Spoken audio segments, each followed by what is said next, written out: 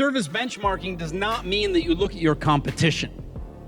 That's competitive intelligence.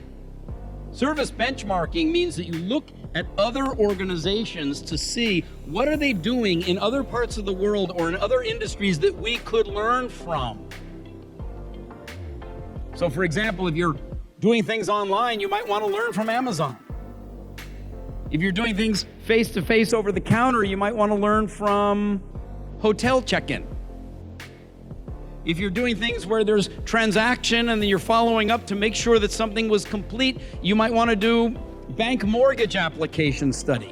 Something that's not your direct industry, but it's still service you could learn from. So where did Changi Airport get this idea? Well, where else, aside from airports, do families gather in groups? You always have to wait. There's always some stress because you've got your passport and your money. And there's frequent arrivals and departures. Where else, not an airport, do families and other groups come together? You always have to wait. There's a certain amount of stress, and there's frequent arrival and departure and arrival and departure. Talk at your whole table. Where did Changi International Airport get this idea? It wasn't from another airport, but it was somewhere else. Another different service environment. Where was it? Hospitals.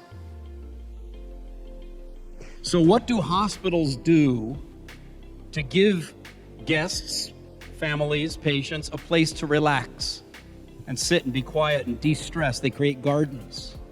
I'm talking about the nice hospitals. And the really nice hospitals have really nice gardens, and in the garden they have flowers.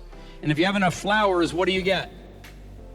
Butterflies. Changi Airport went straight for the butterflies. You ever been to an airport and seen people sleeping on the floor? When you see that, how do you feel?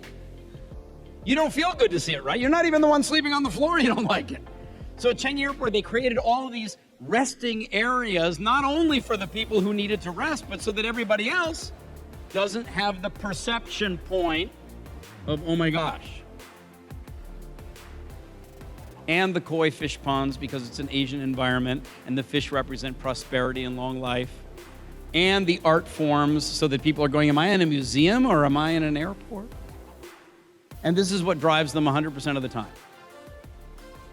Of course they're running an airport, but it's your experience as a passenger going in and through the airport. That's what turns them on. And they realize that that experience has to be by design.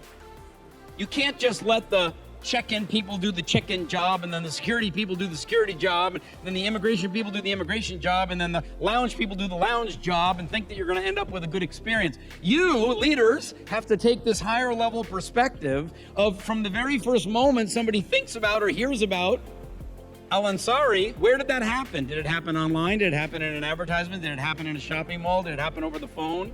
And then what was that first point of contact that they experienced? And they haven't even told you, they haven't started to fill out an application yet. They haven't told you how much money is involved yet, but the experience is already happening.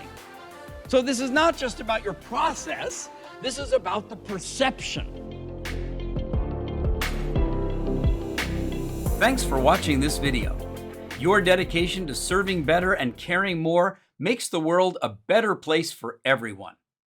For more uplifting ideas, practical insights, and free resources, please subscribe now.